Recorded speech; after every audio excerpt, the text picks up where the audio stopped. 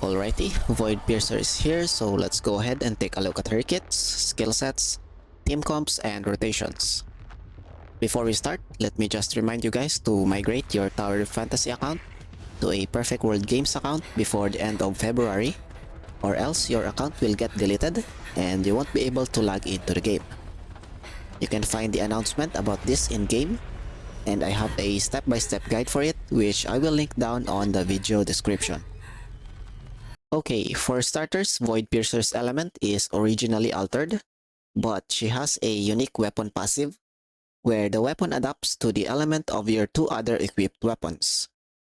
Basically, as long as your other weapons have the same element, then Star of Oblivion will try to blend in and copy that very same element. For example, I have Asurada and GU equipped right now, and both of them are flame weapons, so Voidpiercer is also flame. However, if we switch to a Frost comp, as you can see, it starts from Altered, then turns into Frost. Same thing applies to the other elements. In the event that you pair her with two different elements, Voidpiercer just returns to her default element, which is Altered. This really limits the number of team comps that you can build with Voidpiercer, because if you pair her with the other altered characters, aside from Nola, then Voidpiercer will become altered, and you won't be able to benefit from the specific elemental buff that you want. Now let's take a look at her skill sets. Normally, these are Voidpiercer's attack patterns, which appears to be a little bit lackluster for a new altered character. But don't worry, because they turn into a different set of attacks once this thing called Boundary Zone is active. To do that, we're gonna head over to the weapon skills. At number 1, we have Starfall Cleave. Tap the skill button to leap forward, summoning Star of Oblivion blades that pierce the ground, dealing a certain amount of damage to enemies in range. In addition, this also grants Dark Star with effects based on Star of Oblivion's current element. Out of the 5 elements, 2 of them favors Voidpiercer main DPS, while the other 3 leans more on using her as an off-field buffer. Of course, we will be covering these effects and how to utilize them, but we'll be doing that on separate videos dedicated to each specific element. For now, let's move on to Void Pursuit, which is the second active skill on the list. Tap and hold skill to create a boundary zone after a brief charge, slowing all enemies within the zone. While the boundary zone is active, switching to Star of Oblivion allows using Void Annihilation or the discharge without charge cost. This deals a certain amount of damage while also gaining Dark Star effect for your current element. Furthermore, as I've stated earlier, once Boundary Zone is active, Voidpiercer's attack sets will change entirely. Void Shredder, which is the normal attack chain, will turn into Echo of Infinity, and Reckoning of Shadow, which is the aerial attack chain, will also be replaced with Silent End. Likewise, Dodge Attack Shattering Lip will become Echo of Emptiness, launching missiles to deal a certain amount of damage, marking locked on targets with Pursuit Prey status. When a Pursuit Prey target is present, use normal attack to trigger Pursuit, diving near the target, and from there you can continue the normal attack chain. By the way, casting the Void Pursuit skill also marks hit targets for Pursuit, so you can also trigger the diving attack after holding the skill button.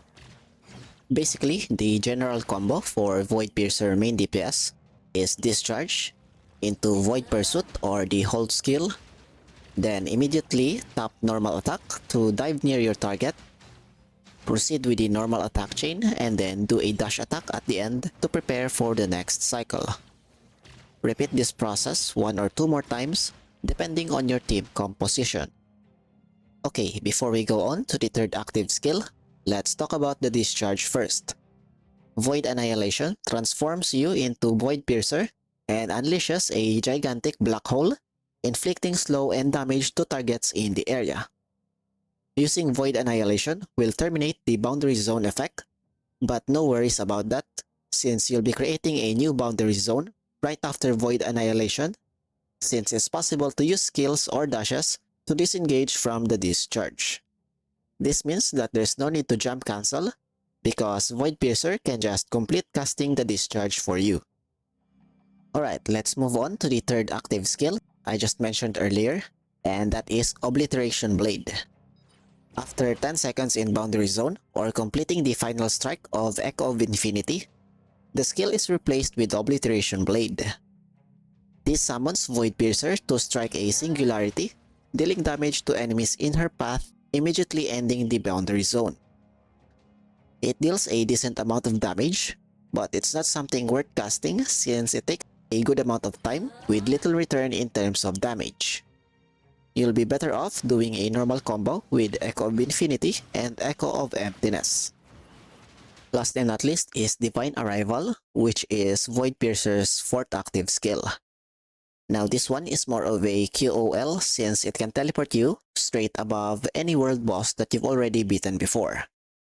For fast access, just equip Voidpiercer's weapon, open your map, click on world bosses, and choose any boss that you'd like to teleport to. Press go and then click on Divine Arrival right next to the team button. Remember that you must have beaten the boss at least once or else the teleport won't work. Next, let's talk about advancements. A1 is your generic damage bump, but take note that it will only buff Frost and Physical because these are the elements where we use Voidpiercer as the main DPS. Flame, Volt, and Altered Voidpiercer is an off-field buffer, so this advancement won't affect these elements at all. A3, on the other hand, will equally buff all elements due to the Ignore Resistance effect. Just a friendly reminder that you won't be able to check this effect on the cactus, so if you ever want to test the improvement from A1 to A3, then make sure to use the right testing environment, which is actual combat in this case. There's also this effect stating that upon entering combat state, switching to Star of Oblivion for the first time allows using the discharge without any charge cost. This is quite useful for instances where it's not possible to pre-stack discharges. For the record, there's also one team comp where A3 Voidpiercer is highly recommended because you technically need 3 pre-stack discharges. Can you guys guess which element this team comp is from? That's right, it's Volt. It's always Volt. The team comp that I'm referring to is Voidpiercer, Ray, and Meryl Ironheart, because these are all weapons where you want to use discharge right off the bat. Anyways, bare minimum damage being locked behind higher advancement is just business as usual for Volt. Still pretty decent at high investment, but it really sucks ass at low investment. Moving on, because we're getting off track here, we have A5, which grants us great sustain with its shields, and any excess will be converted to equivalent healing. Finally, A6, and as usual, this is where we get the biggest damage boost. We have increased final and elemental damage, which also works in the off-hand slot. Likewise, the matrices are just generic damage boosts on both 2-piece and 4-piece set, so there's really nothing much to talk about here.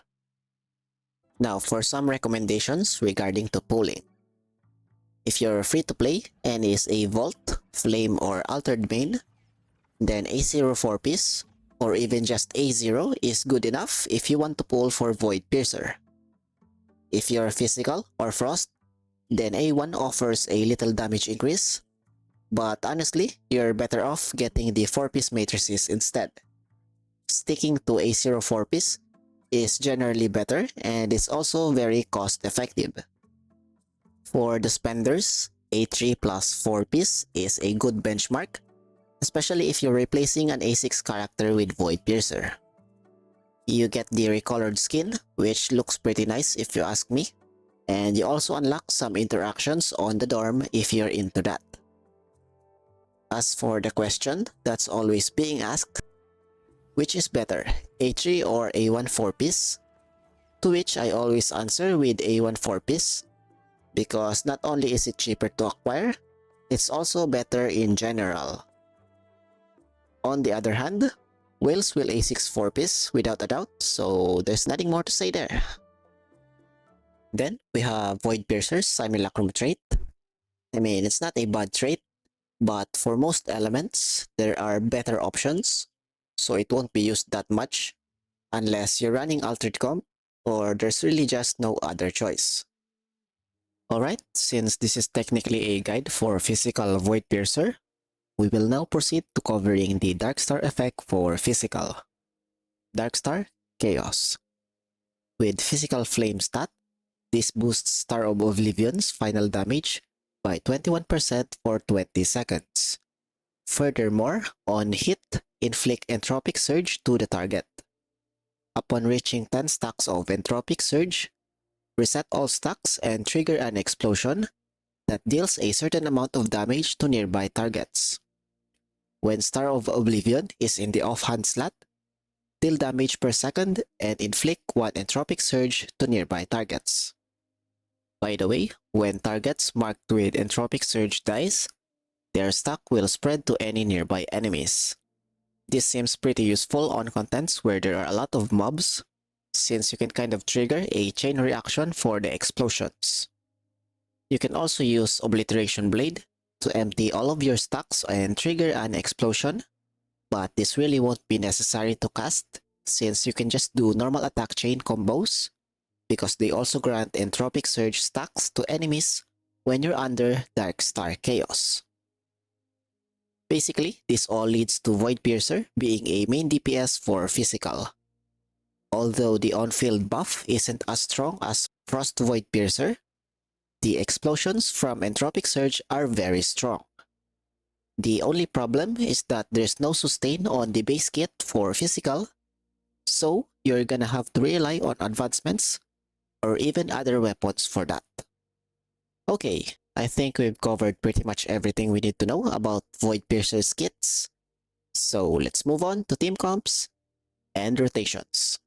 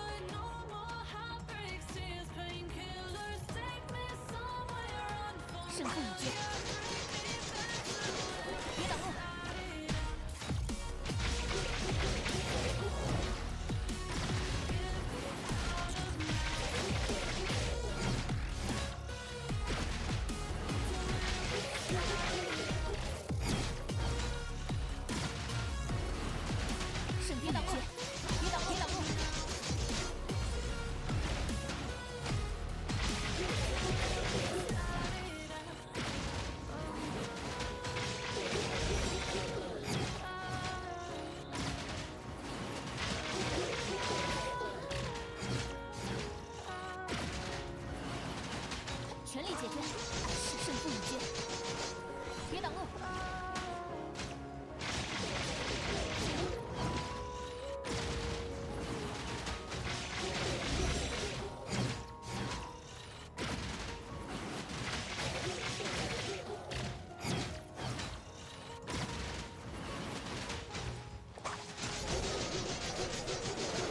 看好了，胜负已决。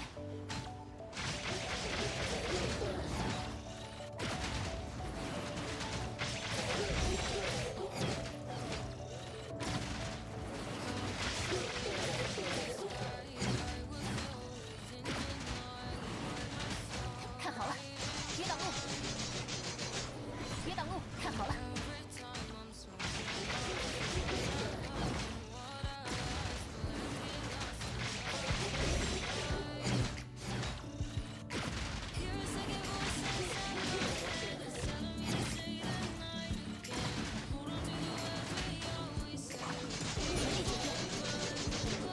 全力解决，全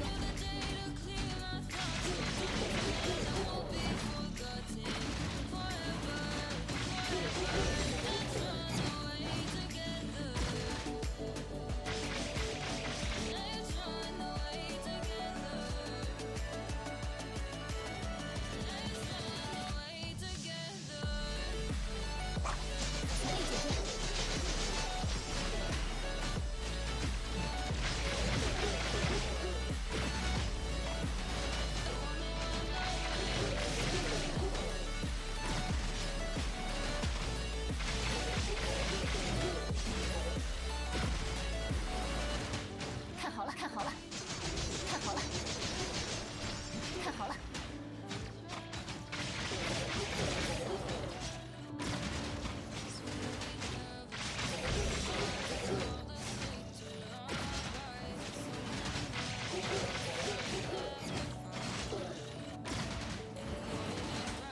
看好了，全力解决，别挡路。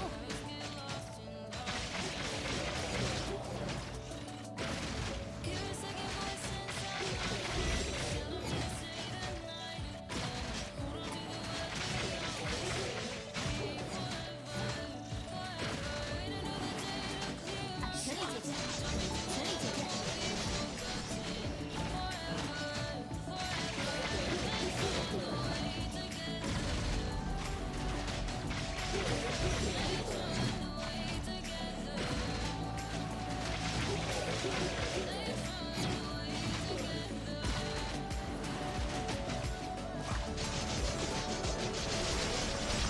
看好了，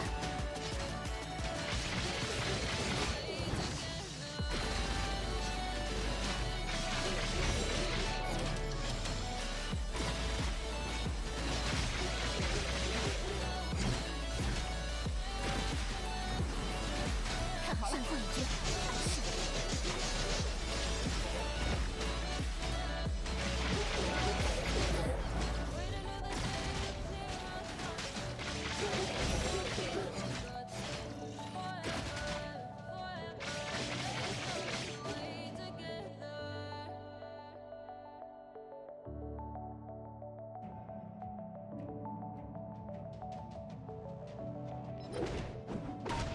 别挡路。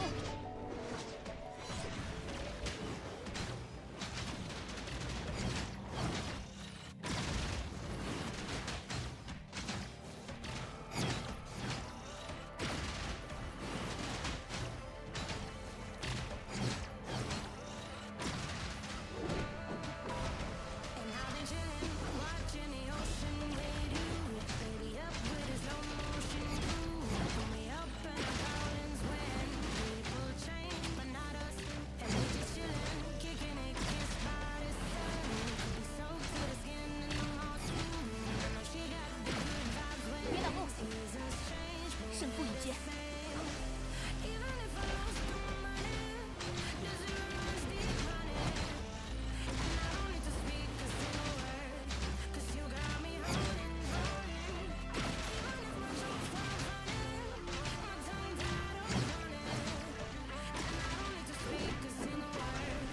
全力解决，看好了，看好了。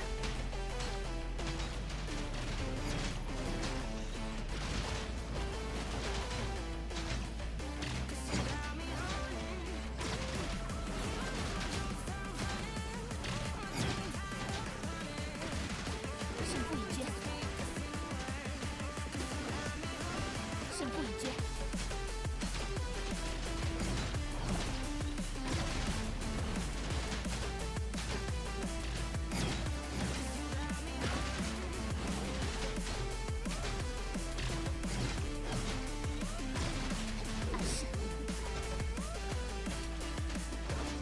看好了。